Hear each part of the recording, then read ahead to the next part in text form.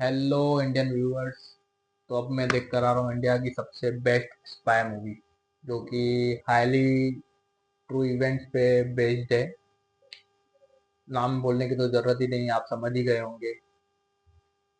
जो भी spy lovers हैं, जो फालतू मूवीज देखते हैं अदर देन धुरंधर, जिसमें दिखाया जाता है कि एक रॉ का एजेंट है, वो जा रहा है स्पाई करने, और अचानक से कोई आईएसआई की कोई भी लड़की होती है, वो उसको वहाँ मिल जाती है, और दोनों एक दूसरे के सीक्रेट शेयर कर लेते हैं, और फिर उनके बीच में प्यार हो जाता है। और बस फिर आईएसआई वाले बोलते हैं कि हमारे यहाँ भी कुछ लोग खराब है, जिनकी वजह से हम सबको खराब नहीं बोल सकते हैं।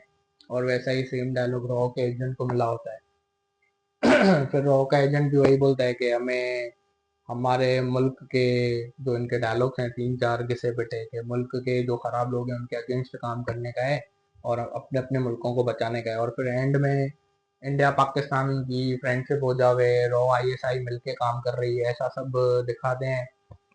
जो इस यूनिवर्स को फॉलो करते हैं या ऐसी मूवीज देखना चाहते हैं जो कि 110% फेक है, कोई सच्चाई नहीं है, तो मैं उनसे यही कहूंगा कि ये एक्चुअली स्पाई यूनिवर्स नहीं है, ये स्पाई मेट्रोमेनियल यूनिवर्स है। यहाँ पे दो स्पाई की शादी होती है, ये ऐसी टाइप की मूवीज में। आप ऐसी मूवीज को छोड़ के धुरंधर जैसी मूवीज जाके देखिए, जिसमें बताया गया है कि एक जो स्पाई होता है, सचमुच में उसकी लाइफ कैसी होती है। इतनी इजी नहीं होती है कि वो कोई भी कंट्री में चला गया अपने देश के लिए, वहां जाके जासूसी कर रहा है, स्पाई की लाइफ जी रहा है, और किसी से भी प्यार कर रहा है और अपनी सच्चाई बता रहा है, और फिर वहां से भाग जा रहा है, और फिर उसको रॉ नहीं ढूंढ पा रही है। जब नीड पड़ती है तब वो रॉ को बुलाता है, और फिर से मिशन पे निकल जाता है। नहीं, ये सब फालतू बातें हैं। आप धुरंधर मूवी देखेंगे तो आपको पता चलेगा कि एक रियल स्पाई की जो जर्नी है वो कितनी हार्ड होती है। क्योंकि लिए हमारे जो इंडियंस हैं, मोस्ट प्रोबेबली इंडियंस, ज्यादातर लोग जो हैं वो नॉनवेज नहीं खाते हैं। अब ठीक है, मैं ऐसा नहीं बोल रहा हूँ कि नहीं खाते हैं, बहुत सारे जने खाते हैं, लेकिन जो सचमुच में नहीं खाते हैं, एकदम मतलब स्ट्रिक्ट वो अपने धर्म के ऊपर रहते हैं, बट कभी लाइफ में ऐसी सर्कमस्टांसेस आ जाती है कि उनको स्पाई बन के अदर कंट्रीज में जाना पड़ता है, तो वहाँ पे वो कैसे रहते हैं, और उनके जैसा पूरा लाइफस्टाइल उनको अपनाना पड़ता है, जैसे उनको डाउट नहीं हो। तो वहाँ जाके वो नॉनवेज भी खाते हैं। इसमें एक बहुत अच्छा सीन दिखाया है धुरंधर का, बहुत माइन्यूट डिटेल कवर की गई है डायरेक्टर सर के थ्रू, जहाँ पे हम हो सकता है हम आम ऑडियंस बरोबर से देख नहीं सके, लेकिन जब वो फर्स्ट टाइम खाते हैं, मतलब वो स्पाई खाता है खाना पाकिस्तान में जाके, कराची में जाके, तब वो रोता है। अब ठीक है, इसके दो मतलब हो सकते हैं कि यहाँ तो घर जैसा खाना अब उसको अपनी लाइफ में कभी नहीं मिलेगा, जो कि बहुत हार्श रियलिटी है कि एक स्पाई की यही लाइफ है अभी से। या दूसरी बात हो सकती है कि वो वेजिटेरियन था, बट उसको अब नॉनवेज खाना पड़ रहा है, लेकिन वो भी करने को रेडी है, ताकि जो हमारा हिंदुस्तान है, जो हमारी भारत माता है, वो सेफ रहे। तो उसी तरीके से एक स्पाई की लाइफ में कितने चेंजेस आते हैं, कितने सेक्रीफाइसेस आते हैं, कितनी प्रॉब्लम्स आती है, वो ये मूवी वो ये मूवी बहुत अच्छी तरीके से जस्टिफाई कर रही है। हमारे को ऐसी मूवी को प्रेस करना चाहिए, ऐसी मूवी की ही हाइप करनी चाहिए जहाँ पे रियल सेक्रीफाइसेस दिखाया गया है। क्योंकि लिए कहीं ना कहीं आप देखेंगे समझेंगे तो वो जो भी स्पाई है, चाहे मेल हो या फीमेल हो, इसमें जेंडर की कोई बात ही नहीं है, लेकिन उनकी भी कोई फैमिली है, उनके साथ हम जस्टिफाई नहीं करते हैं जब हम फालतू मूवीज को ग्लोरीफाई करते हैं। खैर, ये तो दूसरे नंबर की बातें हैं, लेकिन ये मूवी में मैं सबसे पहले बात यही कहना चाहूंगा कि ये मूवी आप थिएटर में जाके देखिए। ओटीटी पे आ जाएगी, नेटफ्लिक्स पे आ जाएगी, उसका आप वेट मत करिए, क्योंकि आपको 110% रिग्रेट होने वाला है कि ऐसी मूवी के लिए आपने ओटीटी प्लेटफॉर्म क्यों चूज किया। बहुत माइन्यूट डिटेल है अंदर, बहुत अच्छे से दिखाया गया है कि इंडिया कितनी मुश्किलों से आज यहाँ पे पहुंचा है जहाँ पे वो है। सर अजीत डोभाल, उनको इंडिया में इतने ज़्यादा वो वर्थफुल मैन है, इतने ज़्यादा यूजफुल इंडिया के लिए वो इंसान है, उसको अंडररेटेड रखा गया था लंबे टाइम तक।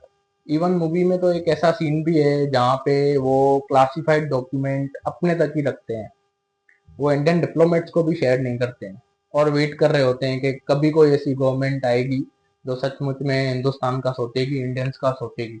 मतलब कि अजीत सर, वो पूरी प्लानिंग, जब ये स्पाई की प्लानिंग हो रही थी, तब से वो अगेंस्ट इंडियंस फॉर इंडियंस लड़ रहे हैं। अगेंस्ट इंडियंस फॉर इंडियंस आप समझ गए होंगे, वो उन डिप्लोमेट्स के अगेंस्ट लड़ रहे थे जो पाकिस्तान के साथ मिले हुए थे, जो इजीली अपने सीक्रेट्स वहां शेयर आउट कर दे रहे थे। उन इंडियंस के लिए, जैसे हो गए हम, जैसे हो गए इनोसेंट पीपल। तो बहुत, मतलब उनको जो मूवी में इतना अच्छे से दिखाया गया है कि उनको जो तकलीफ हुई है, कितनी प्रॉब्लम, इतनी प्रॉब्लम जो उन्होंने फेस की है हम इंडियंस के लिए, वो हेड्स ऑफ है। उसी तरीके से मूवी के कैरेक्टर्स की तो कोई बात ही नहीं है। खैर, ये यहाँ पे हम तो कोई होते ही नहीं है कि किसी भी एक्टर के लिए हम कुछ उनकी एक्टिंग को हम जज कर सकें, वो इतने अच्छे सुपरस्टार्स हैं। लेकिन मैं देख रहा हूँ अभी कुछ टाइम से, मतलब आजकल से ही, रहमान डकैत जो कैरेक्टर है, उसका ओरा फार्मिंग चल रहा है अक्षय खन्ना सर के नाम पे। तो आपको अगर ओरा फार्मिंग करना है तो आप अक्षय खन्ना सर का करिए, जिन्होंने वो कैरेक्टर बहुत अच्छे से निभाया है, बहुत उन्होंने बहुत ज़्यादा ही अच्छी एक्टिंग की है, जस्टिफिकेशन दिया है उन्होंने उस कैरेक्टर को। लेकिन लोग कुछ अलग ही कर रहे हैं, वो रहमान डकैत की ओरा फार्मिंग कर रहे हैं। अरे भाई, वो बलोची था, और वो इतना ऊपर आज था तो वो बलोचिस्तान के लोगों की वजह से था।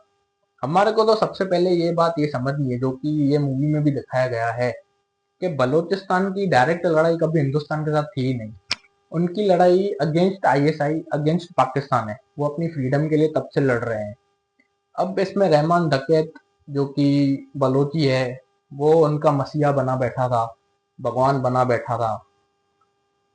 तब मूवी में एक ऐसा सीन आता है कि जब इंडिया के ऊपर अटैक की प्लानिंग चल रही होती है, तो आईएसआई को हथियारों की नीड होती है, और वो रहमान डकैत को बुलाते हैं। उसमें उसको पॉलिटिक्स का और पैसों का इन्फ्लुएंस दिखाते हैं, जिस इन्फ्लुएंस में आकर के वो अपने उन बलोची भाई और बहन, या उन बलोचियों को भी धोखा दे देता है जो उसको भगवान मानते हैं।